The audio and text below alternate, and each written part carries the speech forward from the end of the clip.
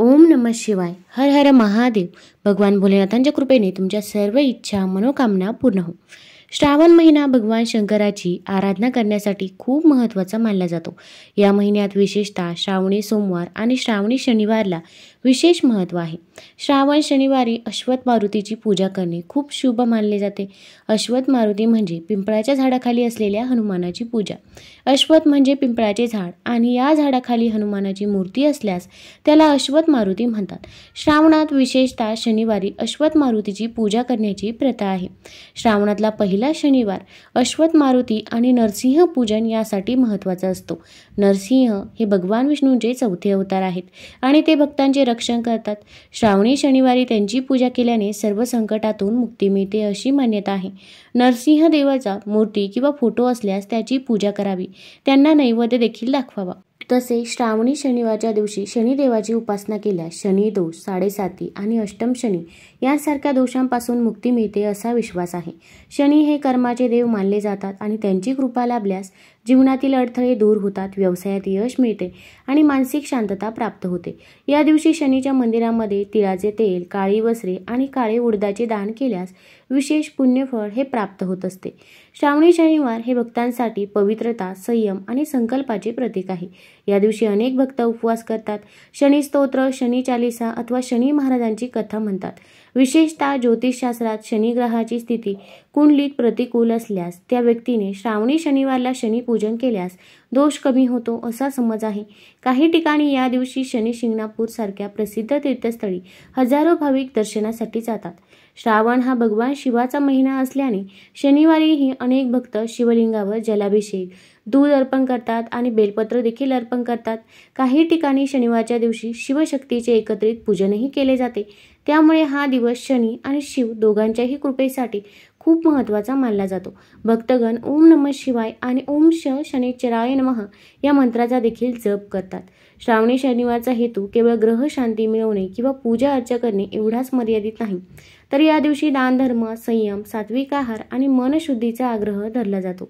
समाजासाठी काही चांगले कार्य करणे, वृद्धांना मदत करणे, गरिबांना अन्नदान देणे हेही या दिवशी विशेष पुण्यकारक मानले जाते. आता मी तुम्हाला श्रावण शनिवारची कथा सांगणार आहे, त्यामुळे व्हिडिओ स्किप न करता शेवटपर्यंत जरूर बघा. तसेच तुम्ही चॅनलमध्ये नवीन असाल तर चॅनल लाईक करा व सबस्क्राईब देखील करा. तसेच कमेंटमध्ये ओम नमः शिवाय किंवा अगदी ओम शनिदेवाय नमः, हर हर महादेव लिहायला विसरू नका. एका परमेश्वरा शनिदेवा तुमची कहाणी. आटपाट नगर होतं. तिथं एक आपला गरीब ब्राह्मण राहत होता.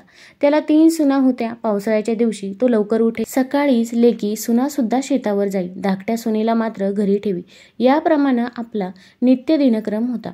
तो शेतावर गेला. जाताना घरी सुनेला सांगितलं, मुली आज शनिवार आहे, माडीवर जा, घागरी मडक्यात काही दाणे पहा, थोडेसे काढ, दळून त्याच्या भाकऱ्या कर, केनी कुरडूची भाजी कर, तर तेरड्याचं बी वाटून ठेव. सुनेनं बरं म्हटलं. माडीवर दाणे पाहू लागली. अर्ध्या भाकरीपुरते दाणे निघाले, तेवढेच तिनं दळले.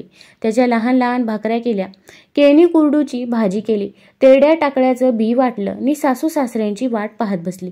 इतक्यात तिथे शनिदेव उष्ट्याच्या रूपाने आले आणि म्हणाले, बाई माझं सर्व अंग ठणकत आहे, माझ्या अंगाला तेल लाव, ऊन पाण्यानं अंघोळ घाल. घरात गेली. 4 तेलाचे थेंब घेतले, त्यांच्या अंगाला तेल लावलं, वाटलेलं बी लावून ऊन पाण्याने अंघोळ घातली, भाकरी खाऊ घातली, त्यांचा आत्मा थंड केला. तसा कुष्ट्यानं तिला आशीर्वाद दिला. तो काय दिला, तुला काही कमी पडणार नाही म्हणून म्हणाला. आपलं उष्ट वळसणीला खोचलं. शनिदेव अदृश्य झाले. काही वेळानं घरी सासू सासरे, दीर जावा आल्या. त्यांनी सर्व तयारी उत्तम पाहिली, संतोषी झाली. आपल्या घरात तर काही नव्हतं, हे असं कशानं झालं म्हणून आश्चर्य करू लागली. दुसऱ्या शनिवारी ब्राह्मणानं दुसऱ्या सुनेला घरी ठेवलं. सगळी माणसं घेऊन शेतावर गेला. इकडे काय मौज झाली. शनिदेवानी मागच्यासारख्याच कुष्ट्याचं रूप घेतलं. ब्राह्मणाच्या घरी आले. मागच्यासारखंच मला न्हाऊ घाल, माखू घाल म्हणून म्हणू लागले. ब्राह्मणाची सून घरी होती. ती त्यांच्याशी बोलू लागली, बाबा आम्ही काय करावं, आमच्याजवळ काही नाही. देव म्हणाले, जे असेल त्यातलंच थोडंसं मला दे. ब्राह्मणाची सून, माझ्याजवळ काही असेल तरी नाहीच दे असं ती म्हणाली आणि नंतर शनिदेवानी शाप दिला आणि अंतर्धान पावले. ब्राह्मणाची सून माडीवर गेली. हंडी मडकी पाहू लागली. तिला काही सापडलं नाही. संध्याकाळ झाली. सासू सासरे घरी आली. सर्व तयारी पाहू लागले. तो त्यांना काहीच दिसे. मग सुनेला राग भरला. सुनेनं झालेली हकीकत सांगितली. पुढं तिसरा शनिवार आला. ब्राह्मणानं तिसऱ्या सुनेला घरी ठेवलं. जेवणाची तयारी चांगली कर म्हणून सांगितलं. आपण उठून शेतावर गेला. इकडे मागच्यासारखे शनिदेव आले. ब्राह्मणाच्या सुनेला अंगाला तेल लाव म्हणून म्हणू लागले. तिनं दुसऱ्या जावेसारखाच जबाब दिला. देवांनी तिला पूर्वीसारखा शाप दिला आणि अंतर्धान पावले. पुढं काय झालं? काही वेळानं सासू सासरे घरी आले. जेवणाची तयारी पाहू लागले. तो तिथं काही दिसेना.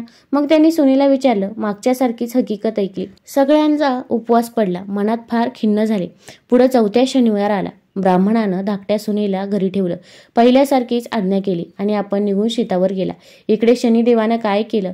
गलित कुष्ट्याचं रूप घेतलं. ब्राह्मणाचे घरी आला. सुनेला म्हणू लागला, बाई बाई, माझं अंग ठणकत आहे, त्याला थोडं तेल लाव. तिनं बरं म्हटलं. अंगाला तेल लावलं.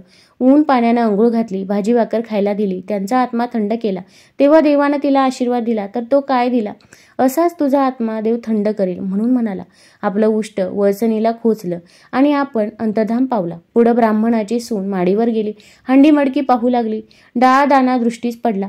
तो काढला. तिनं चांगला स्वयंपाक केला आणि सासू सासऱ्यांची वाट पाहत बसली. इतक्यात सासू सासरे तिथं आले. सुनेला विचारू लागले, मुली मुली, आज तू काय केलं आहे? सुनेनं सांगितलं, सगळी तयारी आहे. न्हायला तेल आहे, टाकळ्याची चोखणी आहे, आंघोळीला ऊन पाणी आहे, जेवायला बाजरीची भाकरी आहे, तोंडी लावायला केणी कुरडूची भाजी आहे. सासू सासऱ्यास आनंद झाला. आपल्या घरात तर काही नव्हतं आणि इतकं सामान कुठून आणलंस म्हणून तिला विचारलं.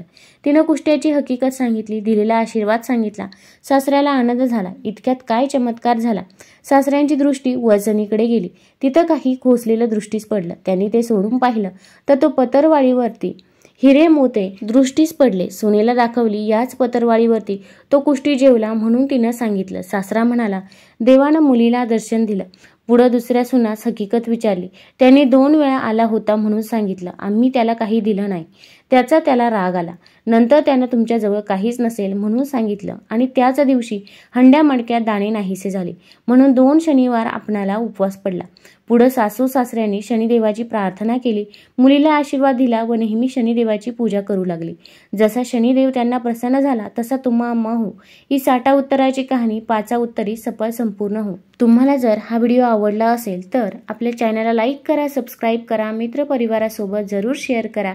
तसेच शेजारील नोटिफिकेशन बेल देखील प्रेस करा. धन्यवाद.